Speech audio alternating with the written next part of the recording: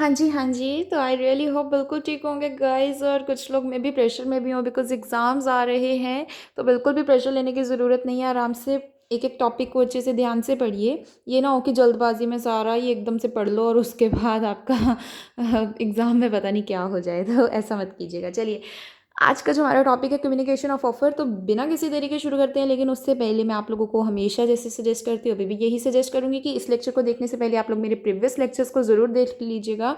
Law of contract की series, previous lectures पूरा, उसकी प्लेलिस्ट का लिंक आपको ऊपर आई बटन के साथ साथ नीचे डिस्क्रिप्शन बॉक्स में भी मिल जाएगा, कहीं पर भी क्लिक कीजिए और जाकर देखिए और उसके बाद ही आपको ये वाला लेक्चर आगे समझ आएगा। More over law of torts की सीरीज़ भी पूरी प्लेलिस्ट आ चुकी है, उसका लिंक भी ऊपर आई बटन के साथ साथ नीचे डिस्क्रिप्शन बॉक्स में आप चेक कर लीजिएगा। प्लस इंपॉर्टेंट इन्फॉर्मेशन, आप लोगों को कोई भी डाउट हो आप मुझे कमेंट सेक्शन में तो ऑफकोर्स पूछ ही सकते हैं, लेकिन आप मुझे इंस्टाग्राम के ऊपर फॉलो कर सकते हैं जिसका यूज़र नेम आप लोगों को यहाँ पर शो हो रहा है, @sheen_m_kataria। प्लस इसका लिंक आपको नीचे डिस्क्रिप्शन बॉक्स में मिल जाएगा, आप यहाँ पर जाकर मुझसे अपने डाउट्स पूछ सकते हैं। अब ये मत कहिएगा कि इसके ऊपर पोस्ट मेरे दूसरे चैनल से रिलेटेड होंगी, मैं आप लोगों को पहले बता दूँ, ठीक है जी। तो कम्युनिकेशन ऑफ ऑफर के बारे में हम बात करें। अच्छा जी, सबसे पहले मुझे ये बताइए कि ऑफ़र क्या होता है? मैंने आपको ऑलरेडी पिछले लेक्चर में बताया था, वो को इंडियन कॉन्ट्रैक्ट एक्ट के कौन से सेक्शन में ऑफ़र की डेफिनेशन दी हुई है? जल्दी से बताइए, इसीलिए मैंने यहाँ पर ये पेन से हाइड किया हुआ है। अच्छा, डेफिनेशन क्या दी हुई है वो तो मैंने यहाँ पर आपको बताया है, ठीक है।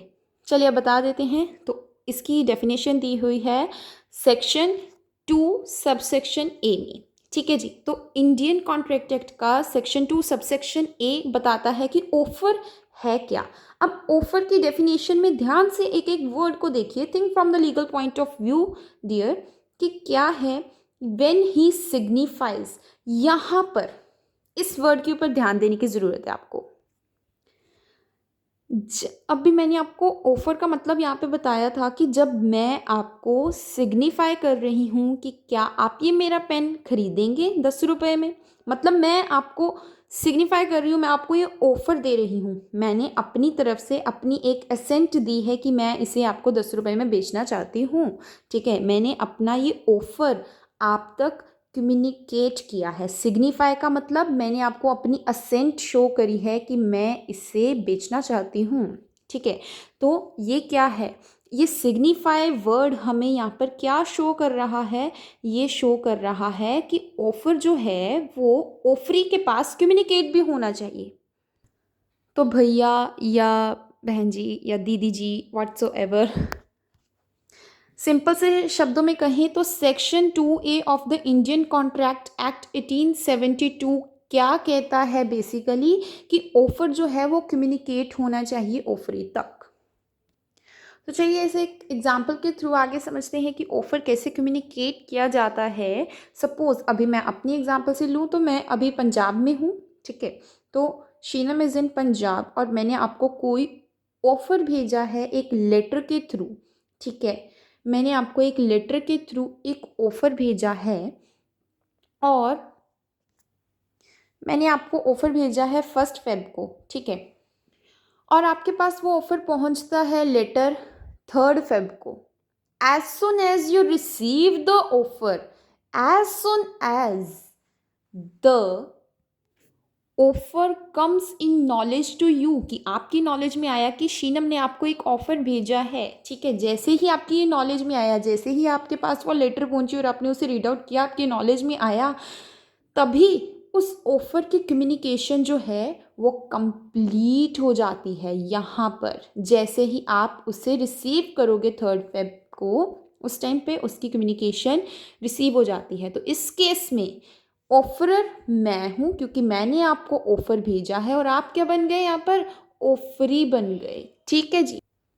नाउ ये तो हो गया कि ये जो कम्युनिकेशन है कैसे कंप्लीट हुई वगैरह, लेकिन अभी बात करें कि how an offer is communicated, तो ये section 3 of Indian contract act 1872 में डिफाइन किया गया है, जिसमें कहा गया ये है कि एक ऑफर तब ऐसा माना जाता है कि कम्युनिकेट कैसे होगा, ऑफरर के उस एक्ट के थ्रू जिसमें कि वो ऐसा इंटेंड कर रहा है, जिसमें उसकी ऐसी इंटेंशन है कि वो ऑफ़र कम्युनिकेट हो जाए ऑफरी के पास।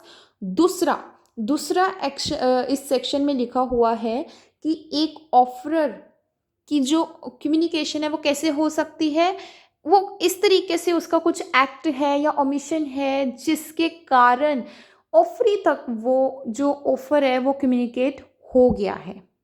ठीक है, may be by the third person, may be by the post, may be by the call, what ever.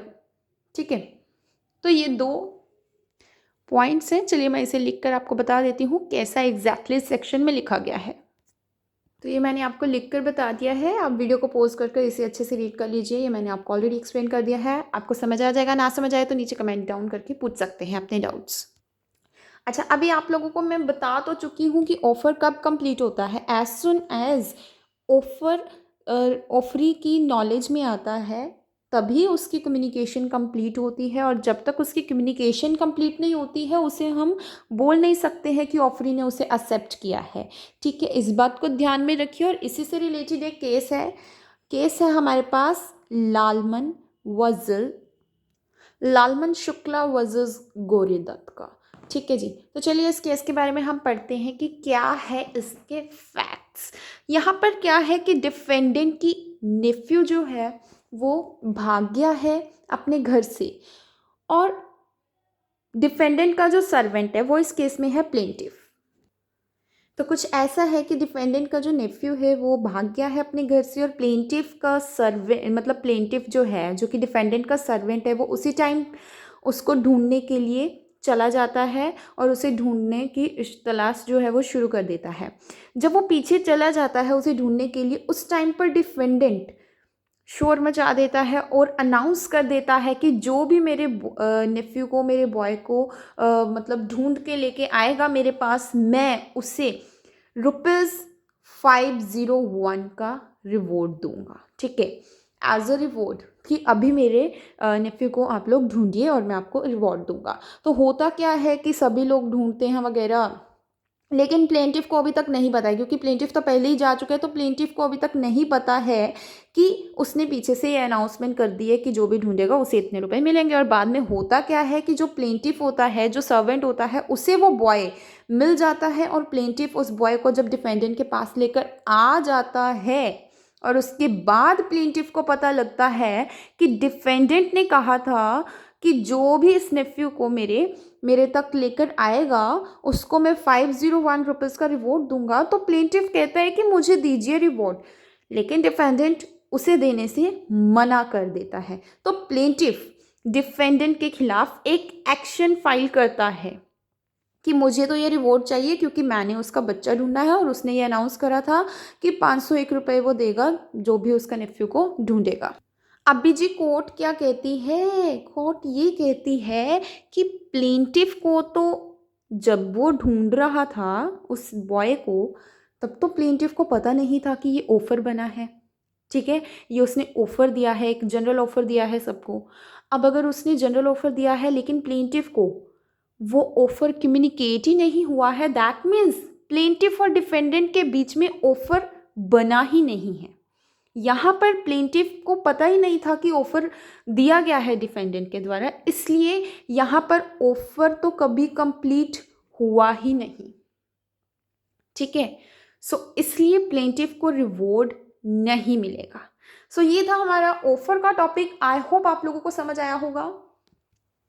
ठीक है, और अगर आपको नहीं समझ आया तो आप लोग नीचे कमेंट करके पूछ सकते हैं, या फिर मुझे इंस्टाग्राम के ऊपर भी पूछ सकते हैं। और एक छोटी सी टर्म के बारे में यहाँ पर डिस्कस कर लेते हैं और उसके बाद इस लेक्चर को ख़त्म करते हैं। लेटर ऑफ इंटेंट क्या होता है? ये एक टर्म है, इसका मतलब क्या है? प्रिल्यूड टू अ कॉन्ट्रैक्ट, या फिर कह सकते हैं जनरल टर्म्स और कंडीशंस हैं एक कॉन्ट्रैक्ट की। मतलब कुछ शर्तें अगर कॉन्ट्रैक्ट से पहले रखी जाएं कि ये शर्तें हैं जो कि उस कॉन्ट्रैक्ट को गवर्न करेंगी, तो उन सारी कंडीशंस और टर्म्स को हम क्या कहेंगे? Letter of intent. I hope आप लोगों को आज का लेक्चर समझ आ गया होगा। तो जल्दी जल्दी से अब मेरे इस वीडियो को भी आप लोग लाइक कर दीजिए, शेयर कर दीजिए, और हाँ यार सब्सक्राइब तो कर दीजिए। अच्छा, कमेंट करना मत भूलिएगा। तो चलिए मिलते हैं हम अपने नेक्स्ट लेक्चर में, तब तक के लिए बाय बाय गाइस। एंड या प्रीवियस लेक्चर्स ज़रूर देख लीजिएगा।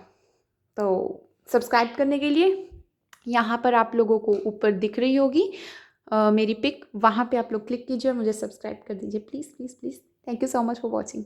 Bye bye.